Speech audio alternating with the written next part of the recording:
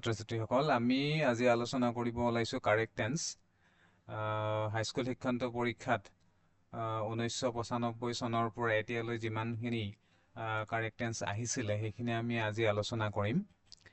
গতিকে মই আৰম্ভ কৰিব ওলাইছো 1995 চনৰ পৰা যিখিনি আমাৰ কাৰেক্ট টেন্স আহিছিলে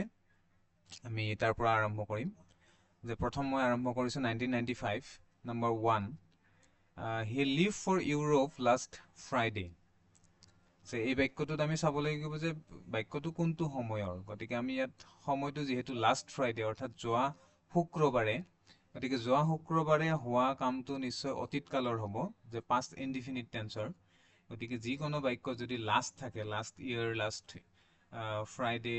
লাষ্ট সানডে এনে ধৰণৰ বাক্যবিলাক সদায় মনত ৰাখিবা যে এনে ধৰণৰ বাক্যবিলাক পাষ্ট ইনডিফিনিট টেন্সৰ বাক্য হয় গতিকে আমি বাক্যটো পাষ্ট ইনডিফিনিটত লিখিব লাগিব গতিকে পাষ্ট ইনডিফিনিট কৰাৰ লগে লগে সাবজেক্টৰ লগত ভাৰ্বটো হ'ব অৰ্থাৎ পাষ্ট ভাৰ্বৰ যেটো মেইন ভাৰ্ব তাৰ মানে পাষ্ট টেন্সৰ ৰূপটো লিখিব লাগিব গতিকে আনসাৰটো হ'ব he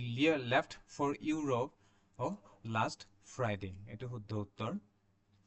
নেক্সট আছে you learn English for 6 years now অৰ্থাৎ for 6 years 6 বছৰ ধৰি কিন্তু এতিয়াও মই কি শিকি আছো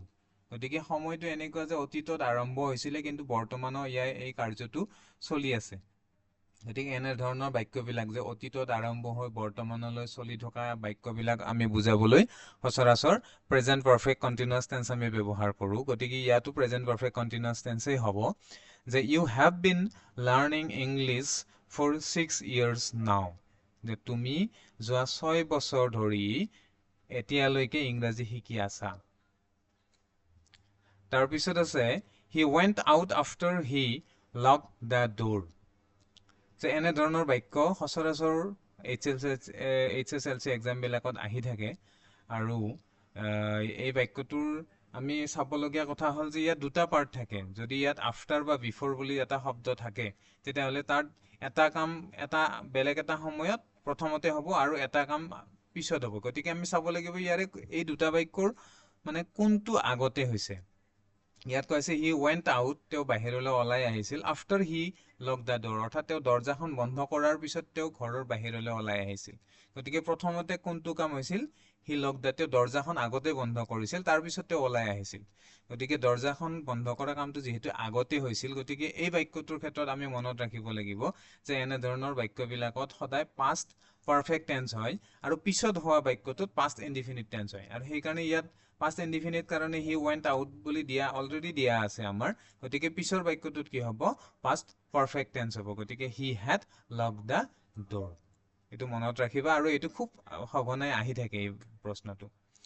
1996 ত আহিছিলে I write this letter since morning 1996 ৰ প্ৰথমটো প্ৰশ্ন I write this letter since morning যদি since থাকে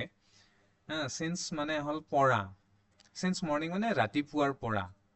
I write this letter মই চিঠিখন লিখো ৰাতিপুৱাৰ পৰা অৰ্থাৎ ৰাতিপুৱাৰ পৰা লিখো নহয় যে ৰাতিপুৱাৰ পৰা আসলতে মই লিখি আছো since থাকিলে প্ৰেজেন্ট ইনডিফিনিট টেন্সৰ বাক্য হয় প্ৰেজেন্ট পাৰফেক্ট কন্টিনিউয়াসৰ বাক্যবিলাক আমি মানে since ব্যৱহাৰ কৰো গতিকে এই বাক্যটো আমি কিহত লিখিব লাগিব প্ৰেজেন্ট পাৰফেক্ট কন্টিনিউয়াস টেন্সলৈ নিব লাগিব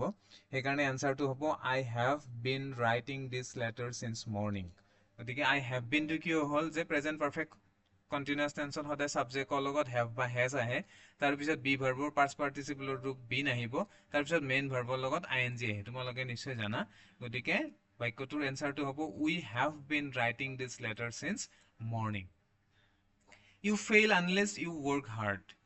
যে এই বাক্যটোত unless you work hard যেতিয়ালৈকে তুমি কষ্ট নকৰা তেতিয়ালৈকে তুমি ফেল পৰি থাকিবা এতিয়ালৈ ফেল পৰা নাই গতিকে তেওঁ ফেল পৰিব যদিহে তেওঁ কষ্ট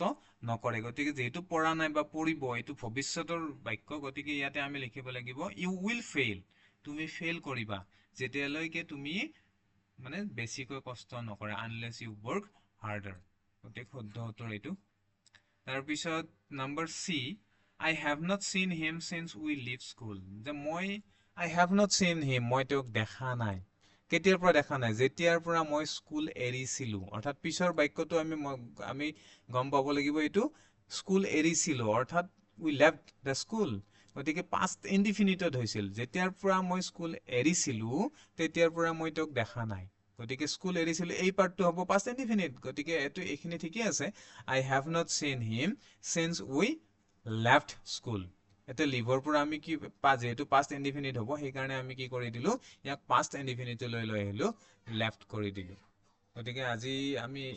ইমানলৈ দুখন পেপাৰ আলোচনা কৰিলো নেক্সট সেশনত আমি পুনৰ বাকি কেইখন পেপাৰ আলোচনা কৰিম ধন্যবাদ